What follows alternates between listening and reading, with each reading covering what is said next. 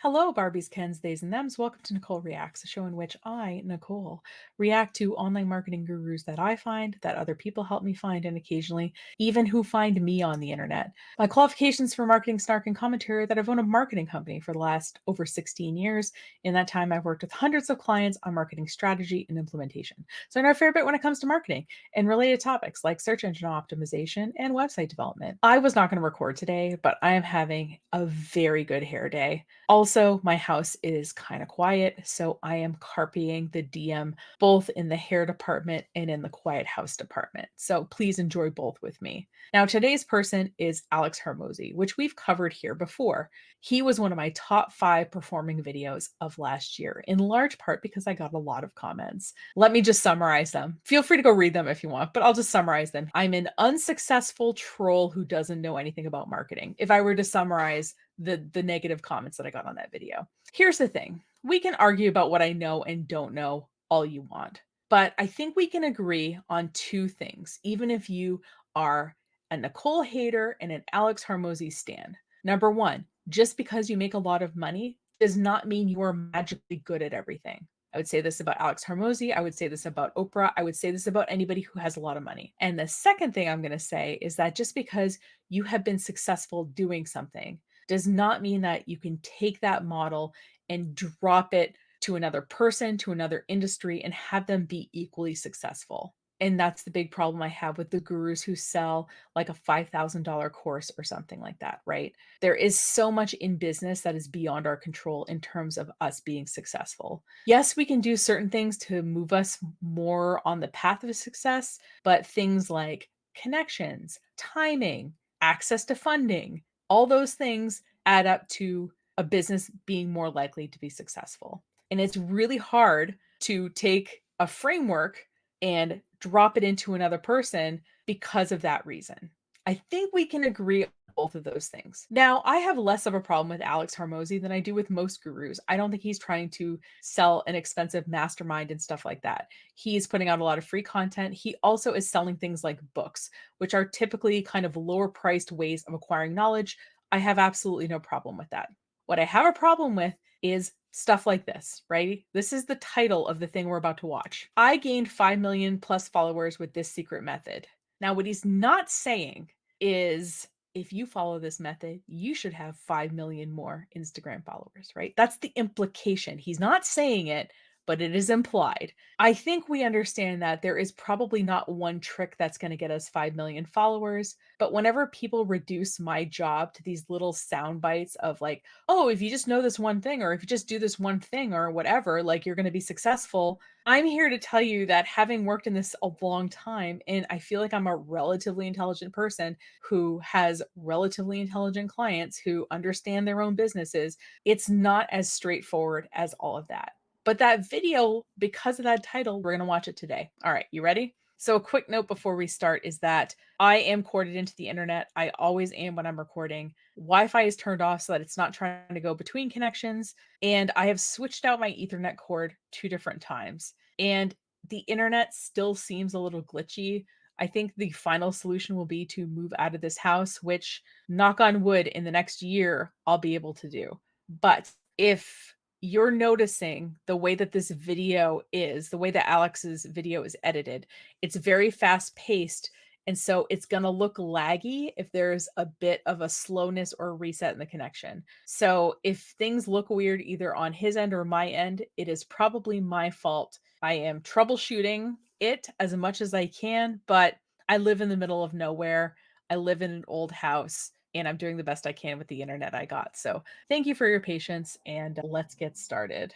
I'm about to teach you a rarely used method that I use to grow my audience by 5 million people in under 20. And the crazy thing is I think he means 5 million followers across all of the different platforms. Okay. So just in case you're listening, it's not 5 million on one particular platform. It's across all the social media platforms he uses. 24 months ago, I had less than 10,000 followers and I knew nothing about YouTube, TikTok, Instagram, Twitter, any of these. And the reason that I was able to catapult to, a top 1% creator in that 24-month period is using this method that for some reason no one really talks about. Whenever I enter a new space, whether it's trying to learn a new skill, a new platform, a new anything, I realized there's a massive amount of skill deficiency that I have to overcome as fast as humanly possible. And so I can either deploy time or I can deploy money to save myself time. So within the world of organic content, He's gonna deploy money because money buys time, right? So he can hire, I mean, this video is very well edited.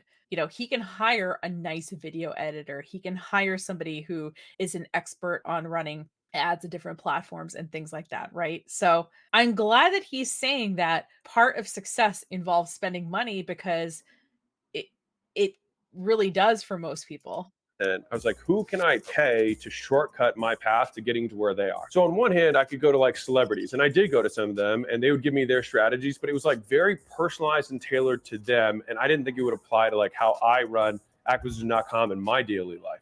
It's almost as if different marketing strategies work for different people, so there wouldn't be one strategy that worked for everybody. I think that's what we can take away from that. And the celebrities over time have figured out what works for them. There was like the coaches, gurus, etc., that I could go to, and I didn't want to do that because they might be using something that worked like 5 years ago, which honestly I see all the time. They're like, guys, you've got to do hashtags on YouTube videos. I'm like, what are you talking about? Like that's not true. And the third option, which I ultimately went with, are advertising agencies. And what an agency is just a business that You know what? This sounds a lot like the video that we previously watched from him, where he basically was like, yeah, I hire an agency and I try to learn their entire job in 6 months and then I move on. And I always move on to more and more successful agencies. Him implying that because an agency charges more money means that they're more successful. I mean, that's not necessarily the case in my opinion, but let's see if he actually frames this differently. sells services of advertising on your behalf. I can pay someone to run ads for me. I can pay someone to cut, edit, and distribute content on my behalf. So what I want to do is help you decide whether or not you should use an agency. I think he just went from wearing a shirt to not wearing a shirt. Hold on. Yep, in the thumbnail, he was wearing a shirt about 10 seconds ago. So, in case you're wondering, maybe this is the Alex Hormozi equivalent of taking off the suit jacket. But yes, that did change, in case you're watching. And avoid what I call the agency trap. There's different tiers of agencies. There's the guys who just make stuff, and then there's the people who are real pros. Contextually here, for one brand on one platform, a small one might cost three-ish, maybe 5,000 a month. The more advanced ones are usually in They can cost less than that. As a small agency, most of our clients are below this price point. the $15,000 to $30,000 a month. So it's significantly more money. So here's how I use agencies now and how you can too. Phase one is I get what I would consider a basic agency. So long from getting into YouTube, the first step I did was I hired a $3,000 to $5,000 a month agency, and they just got me to commit to doing 3 videos a week. They just trimmed it, which means you take out the oohs and ahs, put an intro and a thumbnail. The main objective of that first phase was just to get the basics down, forcing me to create content on a regular cadence. Once I have more context, because I've spent 3-6 months working with them, seeing what the audience likes, then I'm like, okay, now I want to learn everything. So I go from beginner of learning the basics and doing the fundamentals to how do the top creators create on this platform? No business owner should change their business for one client. And so it makes sense for both me and the small agency, or for you and a small agency, to part ways at some point when your demands for what you want exceed their I'm capacity. going to say 2 things at this stage in the video. Number 1, if you go with a high ticket marketing agency, like let's say that I quoted you on some work and you got another quote from another big marketing agency and they're charging 4 times as much as I am. It's tempting to think, wow, they must know 4 times as much as this other company. I'm going to go with them. But I want you to ask, number 1, what are they paying for? Do they own a building downtown? Do they have a lawyer on retainer? Do they have costs because of their size and scale that this small company doesn't have, which, because I'm the customer, are going to get passed on to me? And number 2, I want you to ask the direct question to this company, who's the person that's going to be working on my account or the team that's going to be working on my account? And I will bet you a 6-pack of your favorite beverage that it is probably a recent college grad who has minimal training, who, because of the environment they're in, is probably going to stay between 2 and 4 years tops. Now, I'm not saying it's for sure, but I'm saying I'm willing to bet on it that that is probably what is happening. Okay. So just think about that. Ask yourself those questions. But the second thing I'm going to say is that I have 2 sets of clients. And I try to figure out how much of this honestly is my fault, quote unquote. But I have a set of clients who treat me as a technician, and I have a set of clients who treats me as a partner. Let me clarify. So I got an email last week from a client. She's like, hey, Nicole, I have this video. I know it looks like crap. I took it on my phone. I don't know what I'm doing. Can you make it look better for this website? Okay. So I'm being asked to do tasks and doing them, right? Or we have people who we work with on a regular basis across their social media, their website, their email campaigns, their paid ads. And we can do a lot more strategy work. We can brainstorm with them. We can incorporate their ideas into things. And it's a lot more, I think, organic and things like that. But if someone is used to treating me like a technician, it's hard for them to be able to see me as a partner. So when someone like Alex Hormozi would come into my business, he thinks like this is all that I'm good for. It's just here because he hasn't necessarily had the conversation with me about how could you partner on our stuff. Listen, I'm not just going to walk up to someone and be like, "Hey, your website sucks," or "Hey, I could be doing a lot better with your social media than you're doing." I like to wait for people to ask me when they want feedback on things. So, I guess I am kind of allowing that dynamic of technician versus partner. Obviously, it's really fun for us to be a partner on things because we can make sure everything is integrated, and I think they get a lot more bang for their buck, to be completely honest with you. But am I above editing a set of TikTok videos? No, I'm absolutely not. So, just before you fire the agency that got you from point A to point B, ask them how they would get you from point B to point C. And if they have a good idea about it, you already have a good working relationship. Why not stay with them? But anyway, let's get back to the video. Exceed their capacity. So then I work with the much better, more advanced agency who works with the top creators to learn all of the more nuanced pieces of the platform. So rather than agree to their initial terms, which is basically pay us as long as humanly possible and we hope you pay until you die, this is exactly what I say. I will say we actually write our agreements to be either 6 months or 12 months, depending on what the client prefers, precisely so that we can have this kind of conversation with them about, hey, what's working? What do you need support with that we haven't been able to provide? What kinds of data do you need? We try to communicate with them on a regular basis in terms of sending them reports and things like that. But sometimes it takes me a lot of nagging just to get them to respond to what their hours are going to be in the month of July, for example, so that we can update their website and social media and things like that. So sometimes those conversations don't happen unless, oh, hey, our contract is renewing. Let's sit down and talk about this. So not all marketing agencies do it indefinitely. Some of us have a set time period so that we can have those conversations because they're important. I want to do what you do in my business, but I don't know how. I'd like to work with you for 6 months so I can learn how you do it. Plus, I'll pay extra for you to break down why you make the decisions you do and the steps you take to make them. Then, after I get a good idea of how it all works, I'll start training my team on it. And once they can do it well enough, I'd like to change to a lower cost consulting agreement.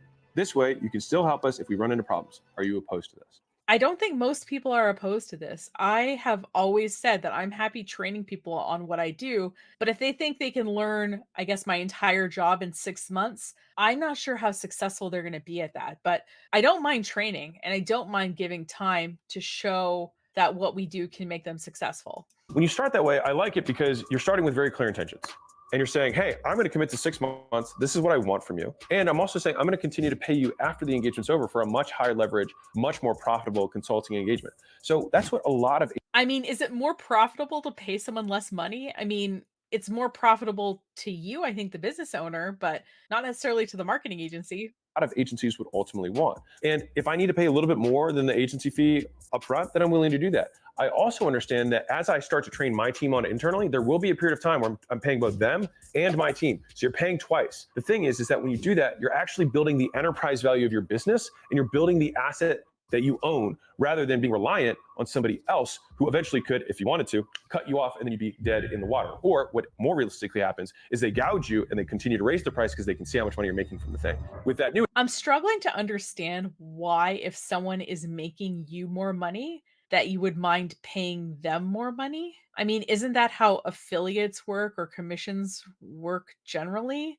Why wouldn't you treat your service provider with the same, I guess, level of appreciation monetarily? I don't know. I don't understand why charging more money and giving someone more value is a bad thing. But anyway, that new agency, we ran the same play. Hey, we want to learn from you. We want to understand why you're picking these things. We want to understand the decision-making process, et cetera. I start documenting what they're doing into our processes internally. We want to start co-creating. So they're making stuff for us and we're making stuff for us.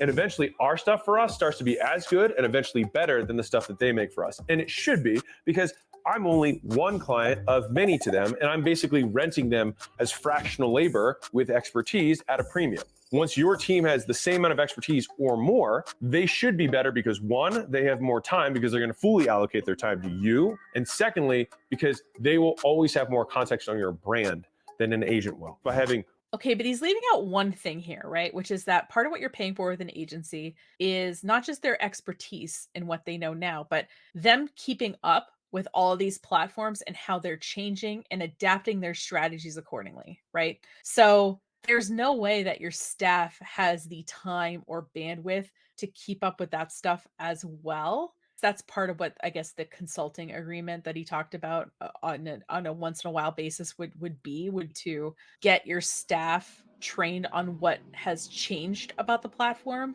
That's the part he didn't say, but I think is valuable about agency stuff is keeping up with where things are headed and how these platforms are changing. And they're changing a lot on a pretty regular basis.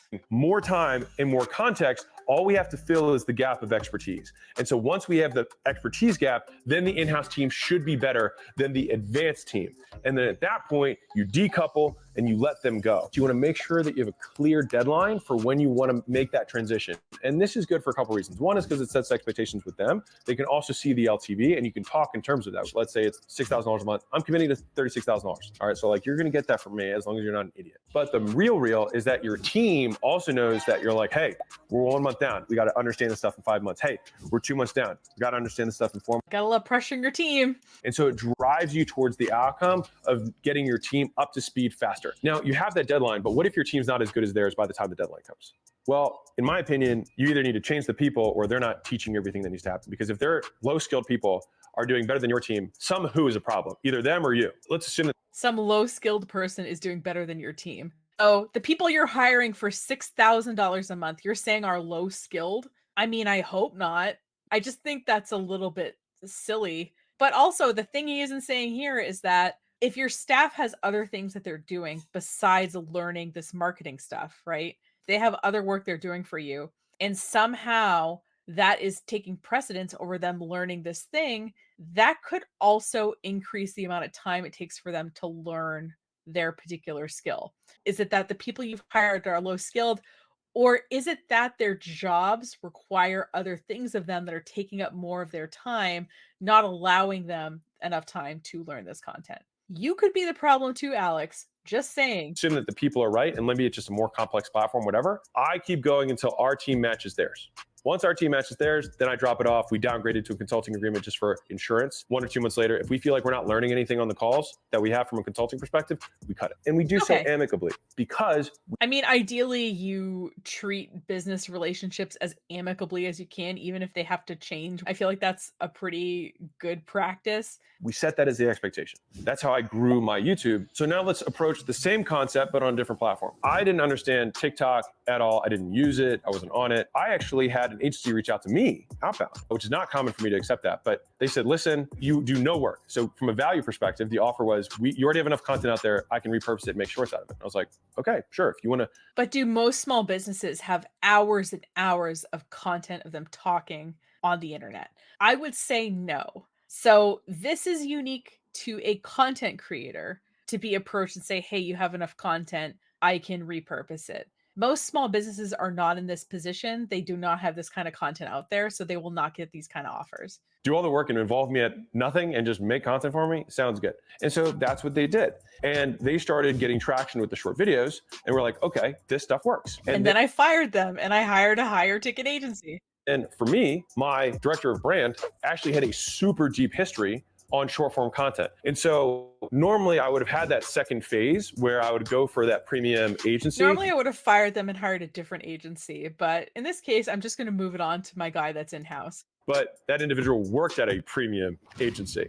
And so I actually bought the SOPs automatically, and we were able to massively scale our output on short content within in 6 or so months of working with that original agency. And again, we're on good terms with the person in the agency. If you set the expectation up front, which I would like to hear the other person's side of the story because this has very similar energy to my fiance and I broke up, but we're still best friends. Just saying. front, which is I want to learn from you and I want to be transparent about my intentions. And I want to eventually bring this in house because it's my belief that my team will be able to allocate more time to my thing and understand my brand better. And if they had your skills, they will be able to do more output at higher quality than you could ever do. You have to make a margin. I don't. I'm going to cover cost and get 5 times more output. This is what I believe has merit. Okay, but you still have to make a margin in your business, right? Otherwise, why would you pay staff to create content for you if it wasn't making you more money than you were paying them? So I would argue that yes, the marketing agency has a margin, but so do you. All businesses have to make a profit. That's kind of how it goes. Married the best parts of agency and the best part of building an enterprise and making a valuable business, and avoided the agency traps that so many people fall into, myself included. So I want to be clear that working with an agency is not a trap, okay? I'm not trying to trap anybody here. We are a service provider, much like a gym would be a service provider. That would be like if I made a whole video being like, hey guys, it's Nicole. And I'm going to talk to you today about the trainer trap. This is what you're going to do. You're going to join a gym and you're going to ask them a lot of questions about how they do your programming. And you're going to make a list of all your exercises for 6 months, and then what you're going to do is look for the patterns in the exercises. And then you're going to say, I'm not falling into the trainer trap. I'm just going to take these workouts and make my own, which you probably could do to a certain extent, right? Except someone like Alex or any trainer would say, well, I can correct you on your form. I can customize the workout to an injury you might have or a certain fitness goal that you might have. I can make adjustments based on your performance of these exercises in your future workouts, right? So there's as much value in having a continuous relationship with a trainer in terms of getting toward your fitness goals as there is working with a marketing agency getting you toward your marketing goals. Okay? I hope that that analogy made sense. In my head, it did. I did the cool YouTuber thing. I changed my shirt and put some background music because today we have a sponsor. Today's sponsor is trendtosend.com, which is a new service provided by my marketing company. Let me tell you how it works. There's a twice weekly text message. In that text message is 2 pieces of content. Number 1, it is a short video explaining the trend that you're filming that day, examples of the trend, examples of ways you could apply it in your business, and then me filming a version of the trend myself to give some inspo. The second piece of content that comes in each text message is links to the trending audio both on Instagram and on TikTok. This way, you can grab the trending audio and associate it with your video. On the Trend to Send website, there is additional content of things like how to edit the videos and how to post them to the different social platforms so that basically, if you have the text message and the Trend to Send website, you will be able to jump on that particular video trend. So we've been beta testing this for about a month, and actually one of our beta testers went and purchased it the other day, and I was like, Jen, what are you doing? She's like, I just think this is so valuable and useful for my business that I wanted to pay for it. My goal is to give you as much value as we can for 49 bucks a month. So if you get a text message and you're not quite sure how to apply the trend, let us know and we can help get you unstuck. If you're working on the trending videos and you don't like what you're producing and want some feedback on it, get in touch with us. We'll try to help you increase your video production quality. The idea is to provide marketing help that is economical, but also keeps the content and ideas within your business, which I think a lot of businesses want. They want their staff to film stuff and have creative ideas, but they don't necessarily want it to suck up the entire day. Now, if for some reason you just want your staff to be able to film stuff, we also have add-on services that will allow you to get your video edited and sent back to you, or get your video edited and posted, whatever you prefer. So check out those different levels on the Trend to Send website. This service is month to month, which means that you can try it if you have some room in your marketing budget for it. And if it's not working for you, you can just cancel it. Check out trendtosend.com to learn more. All right, back to the video. So the first agency experience I ever had was actually really good. I then worked with like 10 more agencies, and all of them were terrible. It's almost as if you could have stayed with that agency. They did great work for you, right? And they could have continued doing great work for you, and they could have grown with you. My God, if someone does good work for you, no matter what it is, keep them, right? And this is the exact process of what happened. So, reading directly from $100 million leads. Step one, they got me excited about all the new leads they would bring. Step two, I'd go through an onboarding process that felt valuable and sometimes was. Step three, I will say I don't really have much of a quote unquote onboarding process. In the work agreement, we establish how communication will happen. Will it be via Slack channel? Will it be over emails? Will it be a weekly meeting?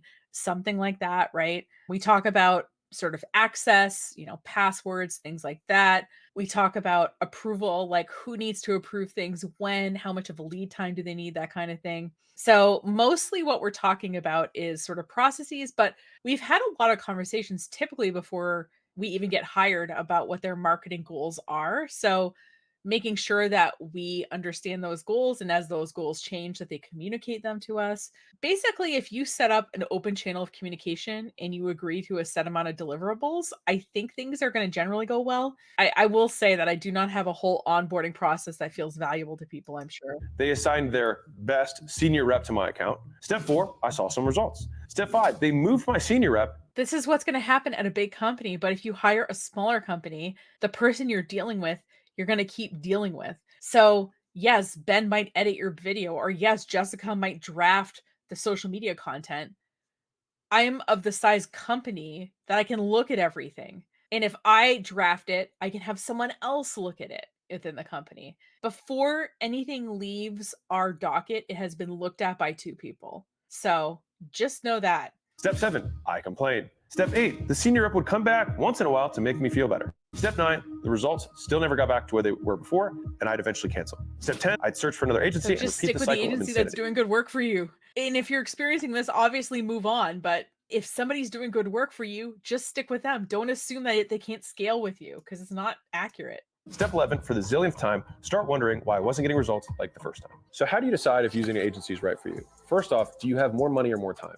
If you don't have any money, then you got to learn it, and it's going to take time. And you know what? That's part of life. Usually you master one Yeah, sure. I agree with this. platform, you get some success, you get a little bit of cash flow, and then you can more quickly pay to learn the other ones. You pay down your ignorance test. I agree with this approach. And one thing I will say that I think is relatively unique with our company is that we are happy to train. So if you have a platform or something you want to do on that platform and you want help with it, you can hire us for like an hour and we can show you some stuff, or we can look at like your content and give you some tips or something like that. Do you know what I mean? And we're more than happy to train, which I think is kind of unique as a marketing company. Faster. If you have the money, then for me, it's always worth paying down that debt. And that process is how we approached LinkedIn. All right, that's kind of the end of the video, but I just want to point out that $0 you watching 100 YouTube videos is one side of things. Paying $3,000 or more for a marketing retainer is another side of things, but there's a space between those two things. And I feel like as an agency, that's where we try to hit because we understand that you don't have time to watch 20 hours of YouTube videos, but you also don't have 3 grand a month for 6 months to put into marketing work. Is there something that's a smaller spend that would get you more in the direction? And for 99.9% of businesses, I think there is. And I'm happy to talk with you about it. So that is Alex Hormozi. Obviously, he has certain ideas because of his experiences. I have certain ideas because of my experiences. But, I don't dislike him as much as I dislike the other gurus. He is a little bit broy for me, but there's different styles of gurus out there. Some people are more kind of in their divine feminine or whatever. Some people are more broy. Some people are more businessy. Some people are more, personal. Now, obviously, different approaches are valid, but if you took $6,000 a month and paid a marketing agency for 12 months, right? $72,000. I think even if you paid that, you could not be guaranteed by any agency that you would have 5 million additional followers on social media, even if you spent that kind of money because of the factors we can't control, right? And I don't think setting people up with this expectation is fair or realistic. Anyway, thanks so much for watching this video. If you like this, feel free to check out the other videos in the Nicole Reacts series on the YouTube channel, or there's a whole Nicole Reacts category on the blog of our website. If you have gurus or videos or ideas that you want me to react to, you can leave it as a comment on this video. Or if you're more shy, you can use the contact form of our website to submit it there, and that goes right to me. If you want to stay in touch, a good way to do that is with our email newsletter. And yeah, these gurus, they'll just keep on putting out content. But the good news is you have a friend that's me in the marketing business who's not afraid to call them on bullshit, even if the bullshit is just their promises. Take care.